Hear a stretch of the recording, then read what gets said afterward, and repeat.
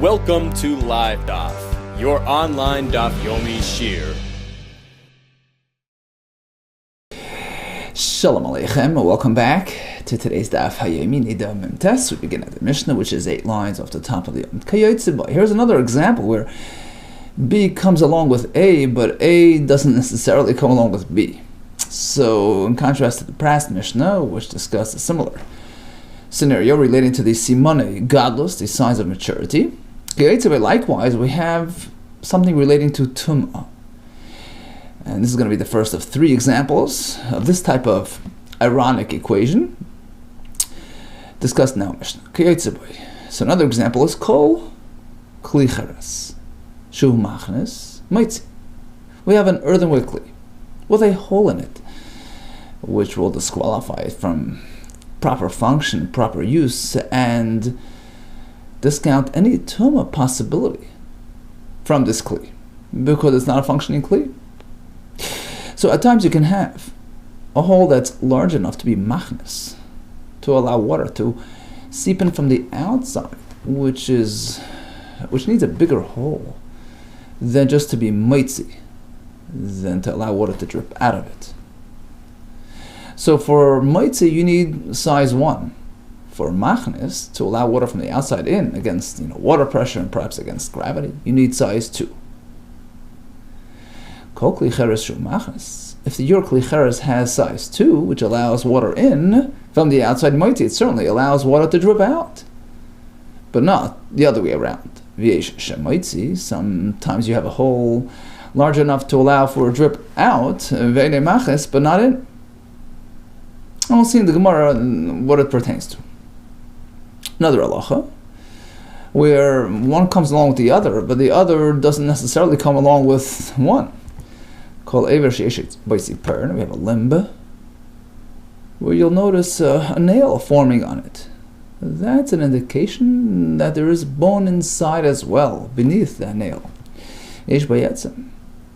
And now you know that it's a full limb, that it has full-fledged tumah, as we'll see in the Gemara. V'yesh, but at times you have a limb, a finger with bone inside, but no nail on the outside. So you know that tzipern comes along with the etzem, but not the opposite. And finally, kalam tami midras, something which can become tummy as a midras, like a mattress, a chair, which if a zab would sit and lie on it, it would become tummy to a very high degree, become an avatuma, because it's intended for sitting, for lying, for this type of use. Kol hamitami midras, certainly mitami tmei meis can accept ordinary tumah like touching a mace and become mitami that way, because it's a kli, it's a utensil, it's a functional item. But the other way around, v'yesh mitami tmei meis, you can have sometimes something which is a kli regarding ordinary kabbalas tumah, like touching a mace, touching a sheret, but it isn't meant for lying or sitting, and therefore it's not a qualifying midras, in which case if a zav would sit on it, decides to sit down on your container, he doesn't belong there. It's not earmarked for that use, and therefore it's not open to that type of tumah. So we have 3 examples in the Mishnah, where one would come along with the other, but not necessarily in the reverse. We have the midras, which is automatically also tmei meis. We have the tziperna, which is indicative of the etzem. We have the kli cheres with the size 2 hole, the machnes, which certainly can be mitzi. Says the Gemara, machnes, what's the significance of a hole that's machnes? Pasul lemechatos. It can no longer be used as a vessel to formulate the paraduma water. Actually brings a pasuk. It needs to be ma'im chaim el keli. This is not a kli. It has a large enough hole that allows water to drip in from the outside. That's pretty dysfunctional, and that disqualifies the vessel from being used for this purpose. And also for tumah purposes. It's no longer metam kabel tumah. This type of kli, which was meant to contain liquid, and not only can it contain it properly, it's so big that the water would come in from the outside, and certainly if there was water inside, it would just go flowing out. But And also, Pasal Mishum Gistra, says the Gemara. Let's say this wasn't a full and complete kli. It was a gistra, a broken shard, a broken piece of a kli, which can be used as a backup, as a backup catcher, a drip catcher. But you wouldn't use it if it has a big enough hole to this extent. That's if it's a machnas. What if it's a smaller, size 1 hole, which is only mitzi, allows water to drip from the inside out? Kosher lo-mechatas. In that case, it's still considered a kli regarding formulating mechatas in it, and also regarding being susceptible to becoming tameh, goes hand in hand. But if this wasn't a full kli, it was just a drip collector, once it gets even a small hole, you wouldn't use it anymore for that purpose. So yes, if it's a full kli, you would still hang on to it, hoping to get by. Look, you can place another, backup catcher beneath it, beneath that slight drip. But if this in itself is not a cleanup, it's just being used as a gistra, in itself as a backup,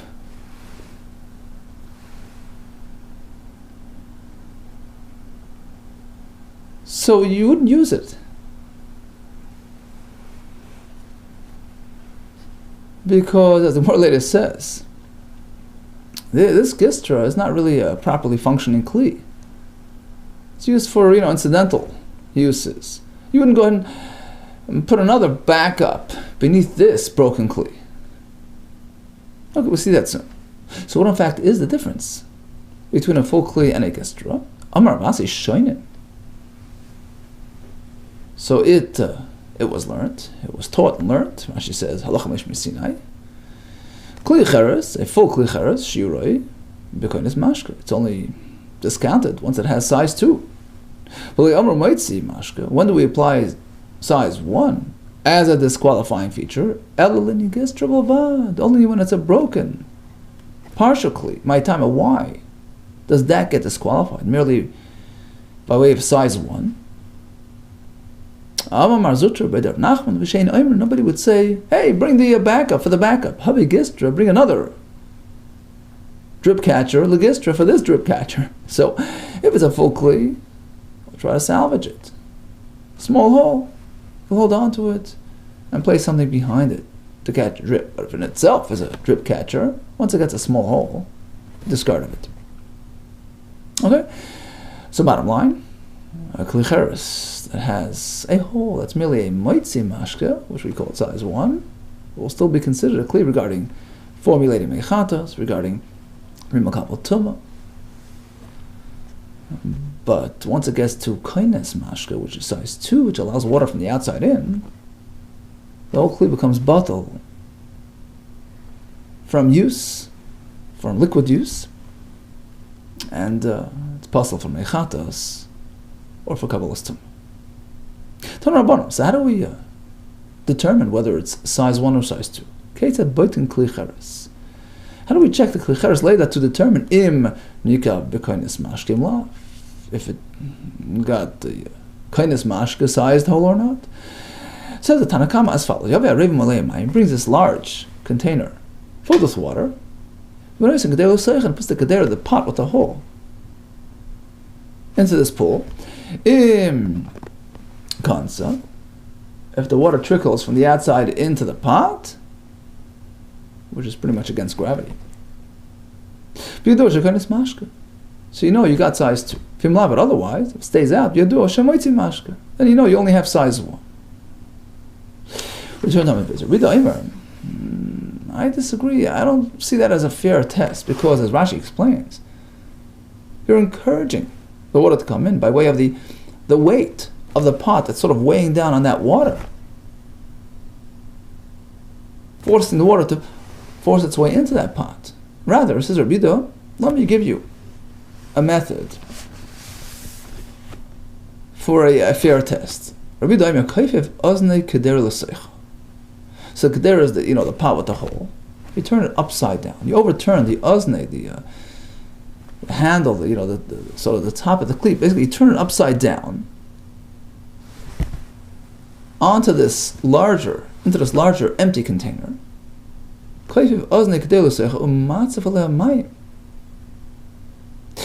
and you spray water into the outer container until it fills, and it rises a bit above this overturned pot, and you see if that water trickled into the pot from the outside. If it goes in, then you know you've arrived at your destination. But otherwise, then you know that you only have a small hole. That's one method. Here comes another method. You take the pot with the hole, filled with water, place it onto your fire. If the fire, the heat sort of repels that water, stops it from coming out, then you know it's only a small hole. You only have moitzi mashke. But otherwise, if it drips out against the fire, then you know apparently it's a bigger hole. Shemachnes mashke. You have size 2. Rabbi Yissi Omer. No. Don't do the fire test. Because even if it's size 2, the fire would hold it back. The heat, the fire would be too strong. Instead of directly on the fire, put it on hot ashes. And apply the same test. If the remnants holds back the water from dripping out, you only have size 1. But otherwise, the water forces its way out against the heat of the then you know you've got size 2. Suppose you have a small pinhole, but it's dripping incessantly, just drip. Then you know you've got size 2. Okay, just one more observation. What is the point of machlekes here between Tanakama, who advised us to put the pot on the water, versus Rabbi Yehuda, who told us to overturn it and float the water above it? Because he held, as Rashi explained, it wouldn't be a fair test if you have the pot weighing down on the water and forcing the water back in. What's the point of machlekes? This is the point. Amarula, kinus, allowing water to come back in, by way of forcing, by way of pressure. That's the point of discussion. And that's Rabbi Yehuda digresses from Tanakama's modus operandi, and he suggests his method, which would avoid didchak, the pressure element. Tanakama apparently is not concerned with it. In fact, perhaps he holds that his method is advantageous to Rabbi Yehuda's method, where you have water coming from top down with the gravity pulling it down, which Tanakama avoids in his scenario where the water is meant to be going up against gravity. So perhaps each mode has its own advantages, in which case we understand why each Tana adopted his position and considered his to be preferred. Okay, so in conclusion, we have a kli cheres with a small hole, allowing water out. That's called moitzi mashke, which wouldn't disqualify from tumah unless it's a gistra, versus koines mashke, where it obliterates the function of the kli to the extent that it's not makabel tumah, can be used for formulating from mekadesh paraduma water. And again, we're talking about a kli cheres which was meant for liquids, but because it's meant for holding solids, it's a whole different story. Rashi brings it to the Gemara on Shabbos. There it's based on whether it can contain olives, etc. What's the test to determine the size of the hole? We have 3 methods: Tanakama, Rabbi Yehuda, and Rabbi Yossi. And on to the next item in the Mishnah. We have an aver, a limb. The Gemara will tell us later we're talking not about a standard limb in one's body, rather something which appears to be an extra growth, like an extra finger-like limb, and it's not even on the same row as the other finger. It's sort of sticking out randomly, in which case, in order to classify it as an aver, as a limb, to give it aver status. Now, what's the significance of giving it aver status? Rashi explains, the Gemara explains, because then we'll have all 3 tumah possibilities: maga, becoming tummy by touching it; masa, by carrying it, even without direct touching; and oil, anything under the same roof, which is something limited, something unique to an aver. Now, typically Rashi says, even a bus or flesh the size of a kazayis of a mace is matami oil, but an aver will be matami oil even if it doesn't have a kazayis basar. That's what's special about an aver. In order to make it an aver, it has to appear like it never has to contain the elements of an aver. In this case, since it's a random flap, out of line with the rest of his fingers, in order to qualify as an aver, it has to have the elements. It has to have bone, it has to have your nail on the outside, which makes it appear like a finger. So once it has that nail, the Mishnah says, a nail is indicative of a bone inside, but if it has a bone, that doesn't mean it has a nail, in which case it won't have the status of aver. So if you notice that nail on it, that gives it aver status. But it has the bone without a nail on the outside, then it does not have aver status. But not what exactly are we talking about? The following explanation, Rabbeinu Agadol Amrei, our great Rebbe, explained for us. And he, of course, was the great Rav. He explained this to us, and once mentioning his name, he gave him a bracha. Ha'mokim, Hashem, right? Yeh Be'ezra should always be able to his assistance. That's what you say, we're talking about an extra finger, where you notice a bone inside, without a nail on the outside. It has those two options, but not oil. But if it has tzipurin, then you know it's a complete aver, because it certainly indicates etzem as well. When does it require all these elements to qualify as an aver? It's not lined up with the rest of his fingers. It can't be counted with it's not counted with the rest of his fingers, so it's sort of standing alone. But otherwise, if it was in line with the other fingers, it wouldn't need litzipurin element to make it an aver. But in this case, where it's just a out of place type of finger-like shaped item, growth, in order to give it status, it needs to have all the elements of a finger, including a tzipar. Next item in the Mishnah, called Matame Midras, something which has potential for midras, like a mattress, called Matame Midras, certainly is considered a functioning item regarding transmission, reception of regular tumah, touching a mace, touching a sheretz, but not the other way around. You can have something which serves as a kli, but is not a midras. Called the chazal midras from tmei mace.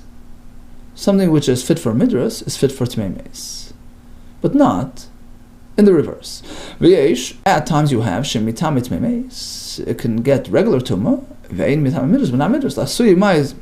What are you referring to? Lasui sa'ah tarkav. You have a large container that contains a sa'ah, or half the size tarkav. Tarkav means tray, 2 and kav, 2 and a kav, meaning 3 kav, which is a half a saw, which is 6 kav. So basically, you have a large or small container meant for containment of flour, sugar, right? These are kelim regarding ordinary tumah, but not regarding midras, because the zav has no business sitting on that container. It's not meant for sitting or lying. The sanya, we have a brayso. Vayeshev ala kli. The zav sits on a kli, becomes tumas medras. Yochel kafa saw. Yeshev ala. Suppose you take the saw, this container, overturn, he sits on it like a stool. Or you talk about the same with the tarkav yeshev alav. Yeah, tell me, do you think it becomes tamei midras? The one that he sits on. Well, obviously he's sitting on it. What's the repetition of the pasuk tell you? There has to be earmarked for that purpose. Something which is meant for sitting. That can get this midras status. As opposed to this container, which he has no business sitting on. He's blocking the way. The owner will tell him, "Look, get off our container. Amoid." The owners tell him, "Get off. We have business to do. We have work to do today." And that's what we learn from the pasuk. Ashiyeshev olav has to be something meant for sitting. Otherwise, it will never become tamei tumas medras. Okay, so in a nutshell, we have three cases in the Mishnah where A will come along with B, but B doesn't necessarily come along with A. Right? So you have a klicheres with a size 2 hole, certainly covers size 1 as well, but size 1 doesn't cover size 2. You have this unique extra finger with a etzem, doesn't mean it has a tziparon, but if it has a tziparon, it has an etzem, and it's mitame ba'oil as well.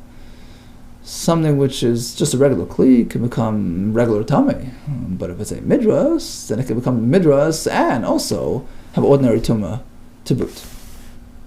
Okay, one more of this type of example. Kalaroi ladan dinin nefashes. You have a judge who is fit to serve as a judge on a bezdin, adjudicating life and death matters. So he has those qualifications. Certainly, you can serve on a lower court discussing financial issues. But the other way isn't necessarily so.